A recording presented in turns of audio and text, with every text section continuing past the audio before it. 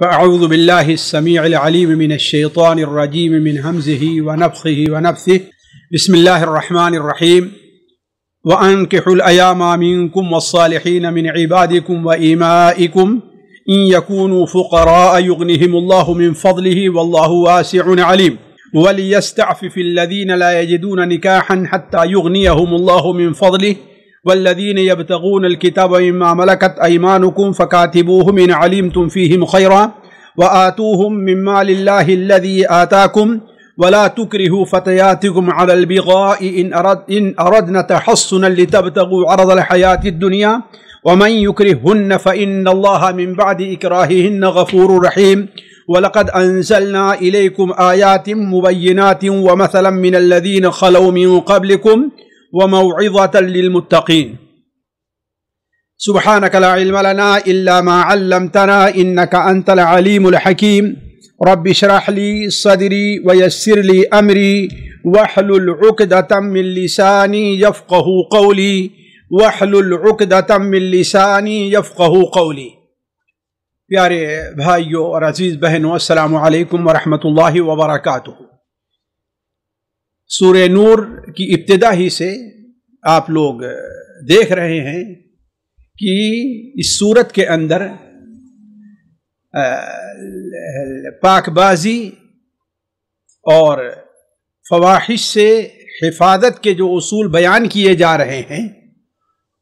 انہی کا سلسلہ ابھی تک چلا آ رہا ہے، اور آج بھی اسی کے سلسلے کی ایک کڑی ہے۔ جو آیتیں آج ہم نے آپ کے سامنے 3 یا 4 آیتیں تلاوت کی ہیں، 3 آیتیں شاید، ان میں اللہ تبارک و تعالی نے 3 بڑے اہم حکم ہمیں اور آپ کو دیے ہیں۔ مسلمانوں کو 3 بڑے اہم حکم دیے جا رہے ہیں جن کے ذریعے سے کسی معاشرے سے اندر فواحش کا سد باب کیا جا سکتا ہے اور اسے دور کیا جا سکتا ہے۔ پہلا حکم ہے کہ جو غیر شادی شدہ لوگ ہیں ان کی شادی کر دی جائے، اور ظاہر بات ہے کہ زنا کی جو کیفیت غیر شادی شدہ لوگوں میں ہے یا جو اسباب غیر شادی شدہ لوگوں میں ہیں وہ شادی شدہ لوگوں میں نہیں ہیں۔ دوسرا حکم جو آگے دیا گیا ہے وہ یہ ہے کہ جو غلام یا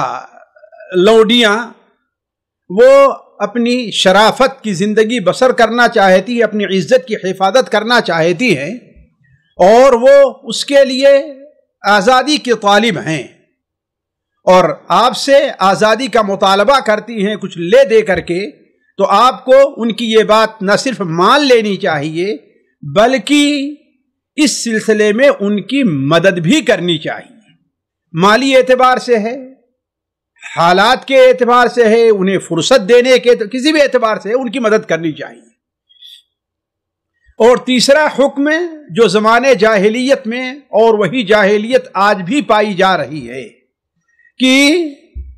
کچھ عورتیں اپنی رضامندی سے اور کچھ عورتوں کو مجبور کیا جاتا ہے، اور اپنی رضامندی سے کیا بھئی کہیے کہ حالات سے وہ مجبور ہو کر کے، اور کچھ لوگوں کو زبردستی مجبور کر دیا جاتا ہے کہ وہ اپنی عزت کا سودا کیا کریں اور اس کے عوض پیسے کمائیں۔ شریعت نے اس سے منع فرمایا ہے اور اس سے رکنے کا اور اس سے بچے رہنے کا اللہ تعالیٰ نے حکم دیا ہے۔ یہ 3 حکم بڑے اہم ہیں، درمیان میں اور بھی کچھ احکام چھوٹے موٹے آئیں گے، لیکن یہ 3 حکم بہت اہم ہیں۔ اس آیت کے اوپر اگر غور کریں کہ وَأَنكِحُوا الْأَيَامَ مِنكُمْ وَالصَّالِحِينَ مِنْ عِبَادِكُمْ، تو اس کے یہاں پر لانے کی ایک بہت بڑی حکمت یا مصلحت یہ ہے کہ جب اسلام نے شرمگاہ کی حفاظت کا حکم دیا اور نظروں کے نیچی رکھنے کا حکم دیا، تو ہمیں یہ نہیں بھولنا چاہیے کہ یہ انسان کی فطرت ہے اور ضرورت ہے۔ شریعت اور رہبانیت کی یا ہمارے ہندوؤں میں جو یوگی پن کا معاملہ ہے، اس کی اجازت نہیں دیتی ہے شریعت۔ شریعت نے انسان کے اندر جو ایک فطرت رکھی ہے اس کے پورے کرنے کے شریعت اسباب بھی دیتی ہے، ان میں سب سے بہترین طریقہ کیا ہے؟ وہ نکاح ہے۔ اس لیے اللہ تبارک جہاں اس سے منع فرمایا، شرمگاہ کی حفاظت کا حکم دیا، نظر کو نیچی رکھنے کا حکم دیا، وہیں پر اللہ تعالیٰ کہہ رہا ہے کہ اگر چاہتے ہو کہ تمہاری ضرورت پوری ہو اور تمہارا معاشرہ پاک صاف رہے تو اس کے لیے کیا ہے، تم شادی کرو۔ اسی طریقے سے شریعت کی خوبی یہ ہے، آپ جس میدان میں بھی دیکھ لے جائیے، ایک خوبی یہ ہے کہ جب شریعت کسی چیز سے منع کرتی ہے، کسی کام سے، کسی کام پر سخت سزا کا حکم لگاتی ہے، تو شریعت وہیں پر اس کے لیے کیا جائز صورتیں ہیں، شریعت اس کا بدل بھی پیش کرتی ہے۔ احل اللہ البیع وحرم الربا، جہاں اللہ نے سود کو جب حرام کیا تو ظاہر بات انسان کی ایک ضرورت پیسے کمانا، پیسے حاصل کرنا، اس کے لیے اللہ نے احل اللہ البیع اس کی اجازت دے دی۔ اسی طریقے سے اللہ تبارک و تعالی نے جہاں زنا کو حرام قرار دیا، نظر کو نیچی رکھنے کا حکم دیا، لیکن انسان کی خواہش ہے کہ عورت کے محاسن کی طرف دیکھے، خواہش ہے کہ اس کے اندر شہوت ہے، وہ کیا کرے؟ اللہ تعالیٰ نے اس کے لیے اجازت دی ہے کہ انسان شادی کرے۔ اسی مناسبت سے یہ آیتیں یہاں پر رکھی گئی ہیں۔ اب آتے ہیں مختصر ان کی وضاحت طرف۔ اللہ تعالیٰ فرماتا ہے وَأَنْكِحُوا الْأَيَامَ مِنْكُمْ، اور انکحو شادی کر دو، نکاح کر دو، الایام منکم، ایامہ جمع ہے ایم کی، ایم کے معنی ہوتا ہے وہ شخص جس کے ساتھ اس کی بیوی، اس کے نکاح، یا یہ کہیے کہ جس کی شادی نہیں ہے، حال میں اس کی بیوی اس کے ساتھ نہیں ہے، یعنی وقتی طور پر جس وقت ہے وہ اس غیر شادی شدہ، جسے ہمارے ہاں اردو میں ایک بڑا آسان سا لفظ بولا جاتا ہے، بلکہ اب تو اردو سمجھنے والے لوگ کم ہیں، سمجھتے ہی نہیں، اس کو مجرد کا لفظ بولا جاتا ہے۔ مجرد، وہ مجرد ہے، اس کا معنی کیا ہے کہ ان کے ساتھ ان کی بیوی، یعنی ابھی اس وقت ان کے نکاح میں کوئی عورت نہیں ہے، یہ ہے، یا وہ عورت جس کے نکاح میں ابھی کوئی مرد نہیں، یہ مجرد کہلاتا ہے۔ اور یہی چیز ہے ایم۔ یہ الگ مسئلہ ہے کہ پہلے اس کی شادی ہوئی تھی، طلاق ہو گئی، یا فریقین میں سے کسی کا انتقال ہو گیا، یا شادی ہوئی ہی نہیں تھی، دونوں صورتوں کو شامل ہے۔ اگر ایسا شخص ہے کہ وقتی طور پر، یا ایسی عورت ہے کہ وقتی طور پر شخص ہے، وقتی طور پر اس کے نکاح میں کوئی عورت نہیں ہے، یا عورت ہے اس کے، وہ کسی کے عقد اور نکاح میں نہیں ہے، تو یہی کیا ہے، ایم ہے، یہی ایم ہے۔ تو وَأَنْكِحُوا الْأَيَامَ مِنْكُمْ، وہ لوگ جن کے ساتھ جو مجرد ہیں، یا جن کے ساتھ ان کی بیوی نہیں ہے، جن کی شادی نہیں ہوئی ہے، ان کا نکاح کر دو، منکم، تم میں سے جو، یعنی اے مسلمانوں تم میں سے جو لوگ غیر شادی شدہ ہیں ان کی شادی کر دو، چاہے وہ مرد ہیں یا عورت ہے۔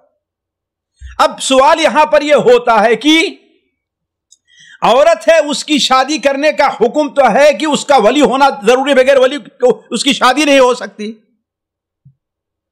لیکن اگر مرد ہے تو مرد تو خود اپنی شادی کا ذمہ دار ہے، لیکن نہیں، یہاں پر حکمت ہے۔ ہو سکتا ہے کہ کوئی بھائی ہے، اس کا بھائی غیر شادی شدہ، اس کے پاس اپنی استطاعت نہیں ہے، یا استطاعت ہے لیکن وہ مدد کا محتاج ہے ہر اعتبار سے، تو اس کی شادی کرو۔ ایک باپ ہے، وہ صاحب صلاحیت ہے، اس لیے بہت سے علماء کہتے ہیں اگر باپ ہے، صاحب صلاحیت ہے، استطاعت ہے اس کے پاس، اور اس کا بیٹا ہے، بالغ ہے، شادی کے لائق ہے، اس کو شادی کی استطاعت نہیں رکھتا، تو باپ کے اوپر واجب ہے، جیسے اس کا خرچہ کھانا دینا واجب ہے، ویسے ہی اس کی شادی کرنا بھی اس کے اوپر واجب ہے۔ اور یہ حکم مسلمانوں کی جماعت کو ہو، مسلمان حاکموں کو ہو، تو یہ بھی اپنی جگہ پر ایک معقول سی بات ہے۔ تو وَأَنْكِحُوا الْأَيَامَ مِنْكُمْ، اور نکاح کرو ان لوگوں کا جو تم میں سے مجرد ہیں۔ اسی لیے دیکھیے اللہ کے رسول صلی اللہ علیہ وسلم نے اس پر خصوصی توجہ دی ہے، بلکہ آپ تعجب کریں گے کہ بسا اوقات ایک شخص شادی کرنا چاہتا ہے اس کے پاس ایک لوہے کی انگوٹھی تک نہیں ہے، صرف ایک چادر ہے جسے وہ پہنے ہوئے ہے، بس دوسری کوئی چادر بھی نہیں ہے۔ وہ شادی کرنا چاہتا ہے، اللہ کے رسول سے جب محسوس کیا ہوگا کہ ہاں بھائی یہ اپنی بیوی کو نباہ کر سکتا ہے، تو آپ نے اس کی شادی کر دی ایک عورت سے، اور مہر کیا رکھی کہ وہ اس کو قرآن سکھا دے۔ یہ دیکھیے وَأَنكِحُوا الْأَيَامَ مِنكُمْ ایک کی عملی تفسیر ہے، جس کو کہیے پریکٹیکل طور پر اللہ کے رسول نے ثابت کر دیا۔ اور خود اللہ کے رسول صلی اللہ علیہ وسلم اپنے بہت سے صحابہ سے پوچھا کرتے تم شادی نہیں کرو گے؟ جلیبیب کا واقعہ ہمارے سامنے بہت مشہور ہے کہ آپ نے ان سے کتنی بار کہا۔ حضرت کعب ابن ربیعہ یا ربیعہ ابن کعب کا واقعہ ہمارے ساتھ مشہور ہے، بڑا مشہور، صحیح مسلم وغیرہ میں ہے کہ اللہ کے رسول انہیں برابر کہتے رہے تم شادی نہیں کرو گے، شادی نہیں کرو گے، شادی نہیں کرو گے۔ کیوں؟ اس لیے کہ اللہ کے رسول صلی اللہ علیہ وسلم ایک بڑے سرپرست کی حیثیت سے تھے۔ تو اسلام شادی کی ترغیب بھی دیتا ہے، اسی لیے اس کے فضائل بھی بیان کیے گئے ہیں، بلکہ اللہ کے رسول صلی اللہ علیہ وسلم کی وہ حدیث جو صحیح جو سنن ترمذی اور سنن نسائی وغیرہ میں ہے کہ آپ صلی اللہ علیہ وسلم نے ارشاد فرمایا کہ 3 قسم کے وہ لوگ جو اللہ کی مدد کے اللہ کی خاص مدد کے حقدار ہوا کرتے ہیں، جن کے ساتھ اللہ تعالیٰ کی خصوصی مدد رہا کرتی ہے، ان میں سے ایک وہ شخص بھی ہے الناکح یرید عفافا، الناکح یرید عفافا، وہ شادی کرنے والا جو اپنی عزت کی حفاظت کرنا چاہتا ہے۔ تو وَأَنكِحُوا الْأَيَامَ مِنْكُمْ، تم میں جو لوگ مجرد ہیں، تم میں سے جو لوگ مجرد ہیں ان کی شادی کر دو، چاہے مرد ہیں یا عورت ہیں۔ اب ظاہر بات یہ حکم کبھی وجوبی طور پر ہمارے لیے ہوگا اور کبھی استحبابی طور پر، اس لیے کہ جو ہماری کفالت میں نہیں ہے اس کی مدد کرنا، یہ کرنا ہمارے لیے مستحب ہوگا، اور جو ہماری کفالت میں ہے اس کا انتظام کرنا ہمارے اوپر واجب ہوگا۔ تو وَأَنكِحُوا الْأَيَامَ مِنْكُمْ وَالصَّالِحِينَ مِنْ عِبَادِكُمْ وَإِمَائِكُمْ، صرف یہی نہیں کہ آزاد لوگ نہیں، اگر اللہ تعالیٰ نافی فرماتا تو یہ ہوتا کہ چاہے تم میں آزاد ہیں یا غلام ہیں، کوئی بھی ہیں، لیکن مزید وضاحت کے لیے، تاکید کے لیے، تاکہ کسی کو شبہ نہ ہو جائے، رہ جائے، کوئی یہ نہ کہے کہ یہ حکم صرف آزاد لوگوں کو ہے، غلام اور لونڈیوں کو نہیں ہے۔ اللہ تبارک تعالیٰ مزید فرماتا ہے وَالصَّالِحِينَ مِنْ عِبَادِكُمْ، اور تمہارے عباد، عبد کی جمع ہے جس کے معنی غلام کے ہوتا ہے، وَإِمَائِكُمْ، اما کی جمع ہے جس کے معنی لونڈی کو ہوتا ہے، وَالصَّالِحِينَ، اور وہ تمہارے لونڈی اور غلام جو جن کے اندر صلاحیت پائی جاتی ہے۔ بعض علماء نے کہا جو لوگ نیک ہیں، دونوں معنی ہو سکتا ہے، تم میں سے تمہارے وہ غلام اور لونڈیاں جن کے اندر نیکی پائی جاتی ہے، جو نیک ہیں، اور دوسرا معنی یہ ہے کہ جس کے اندر صلاحیت گھر بسانے کی، بیوی کو سنبھال کر کے رکھنے کی صلاحیت پائی جا رہی ہے۔ یہ نہیں ہے کہ ان کی شادی کر دو اور پھر جو ہے خود ہی ان کا بوجھ اور سب کچھ تم اٹھاتے پھرو اور تمہارے بس میں نہ ہو، تو یا یہ کہ ہے کہ وہ اس لائق تو نہیں ہے، وہی جو کام پہلے کرتا تھا شادی کے بعد بھی کر رہا ہے، نہیں، اگر اس کے اندر تم صلاح اور نیکی دیکھو، اس لیے کہ جو نیک نہیں ہے اس کی شادی کا وحرمت ذلک علی المؤمنین تو الگ مسئلہ ہی ہے۔ تو علی کل حال دونوں معنی یہاں پر ہے صلاح کا، اس لیے علماء کہتے ہیں یہ صلاح دینی بھی ہو سکتی ہے اور صلاح دنیاوی صلاحیت بھی ہو سکتی ہے، یعنی اس کے اندر یہ صلاحیت پائی جائے کہ وہ اپنا گھر بسا سکتا ہے اور بیوی کی کفالت اپنے یا کر سکتا ہے، یا بیوی کا حق ادا کر سکتا ہے دینی اور دنیاوی لحاظ سے۔ تو وَالصَّالِحِينَ مِنْ عِبَادِكُمْ، اللہ تعالیٰ یہاں پر آگے بڑھ کر کے ایک شبہ کا ازالہ کر رہا ہے، اس لیے کہ ہر انسان، بے شک کہ آج بہت سے لوگ کہا کرتے ہیں کہ ہمارے پاس امکانیہ نہیں ہے،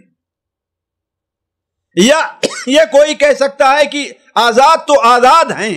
لیکن جو غلام اور لونڈیاں ہیں ان کے پاس کیا ہے، وہ کیسے؟ اللہ تبارک و تعالیٰ ان شبہات کا جواب دے رہا ہے۔ بہت سے لوگوں کو آپ دیکھیں گے شادی سے پہلے غریب تھے اور شادی کے بعد مالدار ہو گئے۔ اللہ تعالیٰ نے ایسی سمجھدار ان کو بیوی عطا فرمائی۔ بہت سے لوگ ہیں شادی سے پہلے بڑے لاوبالی تھے، لیکن شادی کے بعد اللہ نے ان کو بڑی سمجھ دے دی ہے۔ ان کے اوپر جب بوجھ پڑ گیا تو وہ اس ذمہ داری کو اٹھانے کا کو محسوس کرنے لگے وہ لوگ۔ تو اللہ تبارک و تعالیٰ فرماتا ہے کہ ان یکونوا فقراء، اگر وہ لوگ مجرد لوگ جن کی شادی نہیں ہوئی ہے، فقراء فقیر ہیں، تو ہو سکتا ہے کہ یغنہم اللہ من فضلہ، اللہ تبارک و تعالیٰ اپنے فضل سے انہیں مالدار کر دے، بے نیاز کر دے۔ تبھی تو آپ صلی اللہ علیہ وسلم نے یہ بیان فرمایا نا کہ 3 قسم کے وہ لوگ ہیں جن کی مدد کا اللہ تعالیٰ نے وعدہ کیا ہے۔ ان میں سے کیا ہے؟ ایک شادی کرنے والا ہے جو عفاف یعنی پاک باز، پاک صاف رہنے سے اپنے آپ کو بچانا چاہتا ہے، اللہ تعالیٰ اس کی مدد کرے گا۔ تو ان یکونوا فقراء، اگر وہ لوگ فقیر ہیں تو یغنہم اللہ من فضلہ، اللہ تبارک و تعالیٰ اپنے فضل سے ان کو مالدار کر دے گا۔ اس سلسلے میں بات واضح کر دوں کہ اس سلسلے میں بعض وہ حدیثیں جو ایسی بیان کی جاتی ہیں کہ جن کا کوئی سر پیر نہیں ہے اور نہ اس کی حقیقت ہے۔ مثال تو ایک حدیث بیان کی جاتی ہے کہ ایک شخص اللہ کے رسول صلی اللہ علیہ وسلم کے پاس آیا اور کہا کہ اللہ کے رسول جو ہے میرے پاس کچھ نہیں، آپ نے کہا شادی کر لو۔ شادی کرنے کے بعد اور محتاج ہو گیا، کہا اللہ کے رسول صلی اللہ علیہ وسلم میرے پاس کچھ نہیں، بہت مجھے، دوسری شادی کر لو۔ پھر اس کے بعد آپ کی خدمت میں ہے کہ اللہ کے رسول صلی اللہ علیہ وسلم پریشانی ہے، کہا کہ اور شادی کر لو۔ یہاں تک جب چوتھی شادی کر لی تو اس کے پاس بڑا سارا مال آ گیا۔ یہ کوئی اس کی ایسی کوئی حدیث اللہ کے رسول صلی اللہ علیہ وسلم کی نہیں ہے۔ حدیث یا آیت کو سمجھنے کے لیے اپنی طرف سے کوئی واقعہ نہ گڑھا جائے، یہ چیز قطعاً جائز نہیں ہے۔ یہ جہاں تک واقعے کا تعلق ہے اور جہاں تک اللہ تعالیٰ کے حکم کا تعلق ہے، اگر بندے کی نیت صالح رہی تو اللہ تبارک و تعالیٰ اس کی بے نیازی کا سامان کر دیتا ہے۔ اس کے اندر ایک بہت بڑی اور وجہ ہو سکتی ہے، بہت بڑی وجہ ہو سکتی ہے کہ اللہ تبارک و تعالیٰ بسا اوقات روزی کسی خاندان کو پورے خاندان والوں کی قسمت سے نہیں، خاندان میں ایک آدمی اس کی قسمت سے روزی ملتی ہے۔ جیسے اللہ کے رسول خدمت میں ایک بھائی آپ کی خدمت میں لگا رہتا تھا، خدمت میں اور دینی تعلیم حاصل کرتا رہتا تھا، اور دوسرا بھائی نے آ کر اللہ کے رسول صلی اللہ علیہ وسلم شکایت کی کہ اللہ کے رسول صلی اللہ علیہ وسلم یہ کچھ بھی نہیں کرتا، میں سارا کام کرتا ہوں، بکریاں چرانا ہے، کھیت دیکھنا ہے، یہ ہے وہ ہے، اور یہ یہاں آ کر آپ کے پاس بیٹھا رہتا ہے۔ آپ صلی اللہ علیہ وسلم نے فرمایا کہ ہو سکتا ہے کہ اسی کی برکت سے تمہیں روزی دی جا رہی، تو ہو سکتا ہے مرد اگر مجبور ہے تو عورت کی برکت سے اللہ تعالیٰ اسے، اور وہ حدیث جو سنن نسائی وغیرہ بڑی وضاحت کے ساتھ ہے، حل تنصرون، صحیح بخاری میں، حل تنصرون الا بضعفائکم، تمہاری مدد تمہارے کمزور لوگوں کی وجہ سے دی جاتی ہے۔ اور آج کو اس کا اگر یہ جائز ناجائز انسان نہ دیکھے تو آج اس کا ایک بہت بڑا طریقہ یہ بھی ہے کہ جہیز لے کر کے انسان مالدار ہو جائے، نعوذ باللہ من ذالک۔ حالانکہ یہ ایک بات نہیں ہے، صرف ایک بات کر رہے ہیں کہ کچھ لوگ ذہن میں بات آ رہی ہوگی میری بات سنتے ہوئے کہ مالداری کا ایک طریقہ تو یہ بھی ہے کہ انسان جہیز لے کر کے، تو ایسا یہ معنی نہیں ہے کہ انسان کوئی ناجائز طریقہ اختیار کرے۔ اللہ تبارک و تعالیٰ کا فضل بہت واسع ہے، جیسا کہ اللہ کے ارشاد فرماتا ہے واللہ واسع علیم، اللہ تبارک و تعالیٰ بڑی وسعت والا ہے، اس کے ہاں کسی قسم کی تنگی نہیں ہے، مالی اعتبار سے، فضل کے لحاظ سے، کرم کوئی بھی تنگی نہیں اس کے ہاں، وسیع ہے، اور علیم، اور جانتا ہے کہ کس کو دینا ہے، کب دینا ہے، کتنا دینا ہے، کس کے دینے سے اس کو فائدہ ہے، کس سے روک لینے سے اس کا فائدہ ہے۔ انسان کو اس کے اوپر ایمان رکھنا چاہیے۔ تو واللہ واسع علیم، اور اللہ تبارک و تعالی بڑی وسعتوں والا اور بڑا علم رکھنے والا ہے۔ آگے اللہ تبارک و تعالی اسی سلسلے مزید فرماتا ہے کہ وَلْيَسْتَعْفِفِ الَّذِينَ لَا يَجِدُونَ نِكَاحًا حَتَّى يُغْنِيَهُمُ اللَّهُ مِنْ فَضْلِهِ۔ ہوا اور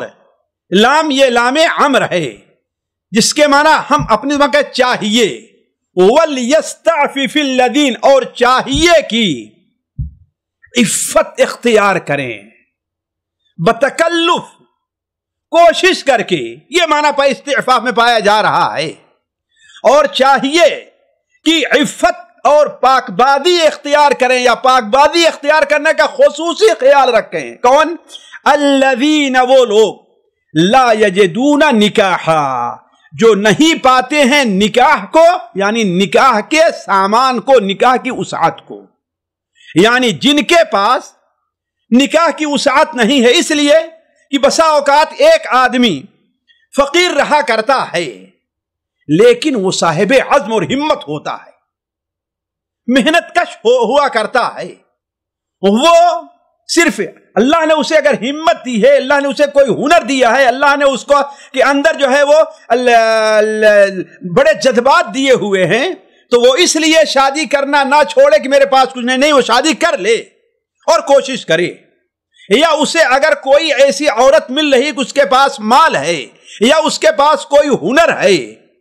یا وہ کوئی یا کہیے کہ وہ جو ہے موظف ہے، یعنی وہ اس کی کوئی نوکری ہے، تو اگر کوئی ایسی عورت آتی ہے تو یہ کہہ کر کے نہ چھوڑ دے کہ ہاں بھائی میں جورو کی کمائی نہیں کھانا چاہتا، یہ نہ کہہ کے چھوڑ دے، نہیں، یہ اللہ تعالیٰ کا فضل ہے اگر کوئی عورت کا ایسا رشتہ عورت سے قبول کرے،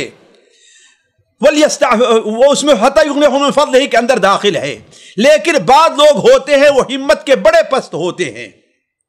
ان سے یعنی محنت نہیں ہوتی، وہ کوشش نہیں کر سکتے، تو ایسے لوگوں سے متعلق اللہ تعالیٰ فرماتا ہے وَلْيَسْتَعْفِفْ، چاہیے کہ وہ لوگ بتکلف، کوشش کر کے ضروری طور پر عفت یا پاکی اختیار کریں، زنا میں پڑنے سے بچیں، اور وہ جو اسباب اختیار کیے شریعت نے بتائے ہیں زنا سے بچنے کے لیے ان کا استعمال کریں۔ مثال کے طور پر نظروں کو نیچی رکھیں، شرمگاہ کی حفاظت کے جو فضائل بیان کیے گئے اس کے اوپر نظر رکھیں، اور اللہ نبی صلی اللہ علیہ وسلم کا جو نسخہ بیان کردہ اس نسخے کے اوپر عمل کریں، جیسا کہ صحیح بخاری اور مسلم حضرت عبداللہ بن مسعود کی روایت ہے کہ آپ صلی اللہ علیہ وسلم نے ارشاد فرمایا یا معاشر الشباب، اے جوانوں کی جماعت، تم میں سے جس کے پاس استطاعت ہو وہ شادی کرے، فمن لم یستطع، جو شادی نہیں کرتا ہے وہ کیا کرے؟ وہ روزہ رکھے، اس لیے کہ روزہ اس کے لیے شادی شہوت کے توڑنے اور اس میں رکاوٹ کا سبب بنے گا۔ تو کہنے کا مطلب ہے، اور آج بھی حکیموں سے آپ پوچھ لیجئے، ڈاکٹروں سے آپ پوچھ لیجئے، جتنا بہترین نسخہ اپنی شہوت پر کنٹرول کرنے کا روزہ ہے جس میں کوئی ضرر نہیں ہے، اتنا اور کوئی نسخہ نہیں۔ جتنی دوائیں ہیں اس کے لیے استعمال کی جاتی ہیں، ان دواؤں کا بسا اوقات سائیڈ ایفیکٹ یہ پڑتا ہے کہ مرد ہمیشہ کے لیے جنسی قوت سے محروم ہو جاتا ہے، لیکن روزے کے اندر اللہ تعالیٰ نے کمزوری آئے گی جس سے جنسی قوت کم پڑے گی، اللہ تعالیٰ کا تقوی ہوگا، جیسا کہ روزہ تقوی کے سبب ہے، اس طرف توجہ کم ہوگی، لیکن اس کے بعد جہاں پر موقع مل جائے گا اسے شادی کا، اللہ تعالیٰ اس کی قوت کو واپس کر دے گا۔ تو کہنے کا مطلب یہ ہے کہ وَلْيَسْتَعْفِفْ، اور چاہیے کہ عفت اور پاکبازی اختیار کریں کوشش کر کے، الذین لا یجدون نکاحا، جو لوگ نکاح نہیں پاتے، یعنی نکاح کے اسباب نہیں ہیں ان کے پاس، حتی یغنیہم اللہ من فضل، یہ نہیں کہ مستقل طور پر وہ رہبانیت کی طرف چلے جائیں، مستقل طور پر وہ جوگی پنے کی طرف چلے جائیں، ایسا نہیں ہے، انتظار میں رہیں اور امید رکھیں کہ ایک وقت آئے گا کہ اللہ تعالیٰ انہیں شادی کے لائق بنا دے گا۔ اسی لیے اللہ تعالیٰ نے فرمایا کہ حتی یغنیہم اللہ من فضلہ، یہاں تک وہ پاکی کا اہتمام کرتے رہے حتیٰ کہ اللہ تبارک و تعالی اپنے فضل سے انہیں مالدار کر دے۔ گویا اللہ تبارک و تعالی یہ بھی انہیں ترغیب دے رہا ہے کہ تم وقتی طور پر تو رکے رہو لیکن کوشش کرتے رہو، دعا کرتے رہو، اللہ تعالیٰ سے خیر کی امید رکھو، اور جو شخص اللہ تعالیٰ سے خیر کی امید رکھتا ہے اللہ تبارک و تعالیٰ اس کو ضائع نہیں کرتا۔ تو حتی یغنیہم اللہ من فضلہ، یہاں تک کہ اللہ تبارک و تعالیٰ اپنے فضل سے ان لوگوں کو بے نیاز کر دے۔ آگے اللہ تبارک و تعالیٰ نے وہ جو ہم نے کہا کہ دوسرا حکم ہے، اہم حکم ہے، وہ حکم یہاں سے شروع ہوتا ہے۔ وہ کیا ہے؟ اللہ تعالیٰ فرماتا ہے والذین یبتغون الکتاب مما ملکت ایمانکم فکاتبوہم ان علمتم فیہم خیرا، اور وہ لوگ یبتغون، یبتغی مانا چاہنا ہوتا ہے، خواہش کرنا، درخواست دینا، الکتاب یہاں پر مراد ہے لکھنا، مکاتبہ مراد ہے۔ یہاں پر ایک بات واضح کر دوں کہ پہلے بھی اور اسلام نے بھی اس کو باقی رکھا، بسا اوقات ایک غلام یا ایک لونڈی جو خریدے اور بیچے جاتے تھے، وہ لوگ بسا اوقات اپنے مالک سے یہ طے کر لیتے تھے کہ میں اتنا پیسہ، اتنا مبلغ، یا آپ کا اتنا کام، آپ کا یہ باغ تیار کر کے میں دے دوں گا اور آپ مجھے اس کے عوض میں آزاد کر دیں۔ بسا اوقات قسطوار دینا پڑتا تھا کہ ہر سال میں آپ کو اتنا دوں گا، جیسا کہ مائی عائشہ رضی اللہ عنہ روایت ہے کہ حضرت بریرہ رضی اللہ تعالی عنہ نے 9 اقیہ پر ہمارے خیال سے سال میں 9 اقیہ دے کر کے بدلے کتابت کا معاملہ کیا تھا۔ تو اسی کو کتابت مکاتبہ کہا جاتا تھا کہ دونوں طرف سے لکھا پڑھی ہو جائے، دونوں طرف سے لکھا پڑھی ہو جائے۔ وہی حکم اللہ تعالیٰ یہاں پر بتا رہا ہے کہ والذین یبتغون الکتاب، اور وہ لوگ جو تم میں سے کتاب یعنی مکاتبت کی درخواست ظاہر کریں، مکاتبت کرنا چاہیں، مما ملکت ایمانکم، تمہارے غلاموں میں سے، تمہارے غلاموں میں سے جو لوگ تم سے مکاتبت کرنا چاہیں، تمہارے سامنے مکاتبت کی درخواست رکھیں، مکاتبت کی پیشکش کریں، تو کیا ہے؟ فَكَاتِبُوهُمْ إِنْ عَلِمْتُمْ فِيهِمْ خَيْرًا، اگر تم ان کے اندر خیر محسوس کرو، اگر تم ان کے اندر بھلائی محسوس کرو تو ان کے ساتھ یہ مکاتبت کر لو۔ یہ مکاتبت کرنا جو ہوگا بسا اوقات واجب ہوگا، بسا اوقات مستحب ہوگا۔ یہ حالات کے پیش نظر اسی لیے علماء کا اس سلسلے میں 2 قول ہے۔ بعض علماء کہتے ہیں کہ یہ واجب ہوگا اور بعض علماء کہتے ہیں نہیں یہ مستحب ہوگا، اور دونوں کے اپنے اپنے دلائل ہیں۔ لیکن درمیانی راہ یہی ہے کہ وہاں پر مصلحت دیکھی جائے گی اور حالات دیکھے جائیں گے، اس کی بنیاد پر جو ہے یہ فیصلہ کیا جائے گا۔ تو اللہ تعالیٰ فرماتا ہے والذین یبتغون الکتاب مما ملکت ایمانکم، تمہارے غلاموں میں سے، چاہے مرد ہو یا یعنی غلام ہو یا لونڈی، جو تم میں سے کتابت لکھنے پڑھنے یعنی مکاتبت کی پیشکش کریں، مکاتبت کی درخواست دیں، تمہارے رکھیں تمہارے سامنے، تو فَكَاتِبُوهُمْ، تو تم ان کے ساتھ مکاتبت کا معاملہ کر لو، مکاتبت کا معاملہ تم ان کے ساتھ کر لو۔ کیوں؟ کب ہے؟ ان علمتم فیہم خیرا، اگر تم ان کے اندر خیر محسوس کرو۔ یہ خیر کیا ہے؟ یہ خیر کیا ہے؟ خیر یہ ہے کہ اولاً یہ دیکھو کہ یہ نیک چلن ہے، ایسا نہ ہو کہ ابھی جب غلام ہے بد چلن ہے تو آزاد ہو جانے کے بعد کتنا بد چلن ہو جائے گا۔ یہ لونڈی ابھی غلام ہے تو بد چلن ہے، تو آزاد ہونے کے بعد تو اور مادر پدر آزاد ہو جائے گی، اس کی کوئی اس پر کوئی پکڑ گرفت ہی نہیں رہے گی۔ تو ان علمتم فیہم خیرا، اگر تم ان کے خیر محسوس کرو۔ میں یہ بات اس سے پہلے بھی کہہ چکا ہوں، قرآن مجید کا بسا اوقات ایک لفظ ہوتا ہے اور اس کے کئی معنی، اس میں کئی معنی کا احتمال ہوتا ہے۔ علماء کہتے ہیں کہ اگر ہر ایک میں تضاد نہیں ہے تو سارے معنی لیے جائیں گے۔ اسی طریقے سے یہاں پر لفظ خیرہ ہے، تو خیرہ کا ایک معنی کیا ہے علماء نے کیا ہے، یعنی اس کے اندر نیکی پائی جا رہی ہے، بدچلن نہیں ہے۔ دوسری چیز یہ ہے کہ مالن، بعض علماء نے کہا کہ اس کے پاس علم، تم جب دیکھو کہ اس کے پاس مال ہے، مال ہے، ظاہر بات وہ غلام ہے تو مال نہیں ہوگا، لیکن یہ ہے مراد یہ ہے کہ اس کے پاس مال کمانے کی صلاحیت ہے۔ اسی لیے بعض علماء نے کہا کہ حرفہ، اس کے پاس کوئی ہنر پایا جا رہا ہے، آج کی اصطلاح میں اچھے قسم کا میکینک ہے، وہ آج کی اصطلاح میں اچھے قسم کا کاروباری ہے، آج کی اصطلاح میں اچھے قسم کا بنائی ہے، تو دیکھو کہ اگر اس کے اندر یہ خیر ہے۔ اسی طریقے سے بعض علماء نے کہا کہ خیر سے مراد امانت ہے، یعنی وہ امانت دار ہے، ایسا نہ ہو کہ تم سے مکاتبت کر لے اور پھر اس کے بعد تم اس کے پیچھے دوڑتے رہو۔ تو یہ ساری چیزیں خیر کے اندر آئیں گی۔ تو فَكَاتِبُوهُمْ إِنْ عَلِمْتُمْ فِيهِمْ خَيْرًا، اگر ان کے اندر تم خیر محسوس کرو تو ان کے ساتھ مکاتبت کر لو۔ وَآتُوهُمْ مِنْ مَالِ اللَّهِ الَّذِي آتَاكُمْ، یہ ارشاد ہے اللہ تبارک و تعالیٰ کا، الگ سے حکم سمجھ لیجئے، یہ اللہ تعالیٰ کے توجیہ بھی کر لیجئے۔ ظاہر بات ہے وہ غلام ہے، اس کے پاس مال نہیں ہے، وہ فقیر ہے، اب اس کو مال جمع کرنے میں ظاہر بات مشکل تو پیش آئے گی کہ نہیں پیش آئے گی، اور وہ بھی ہے کہ کوئی 1000-2000 پہ تو مکاتبت ہوتی نہیں تھی، اس کے لیے اچھی رقم یا اچھی محنت کرنے کی ضرورت پڑتی تھی۔ تو اللہ تعالیٰ فرمایا وَآتُوهُم مِّن مَّالِ اللَّهِ الَّذِي آتَاكُمْ، اور اے مسلمان کی جماعتوں، اے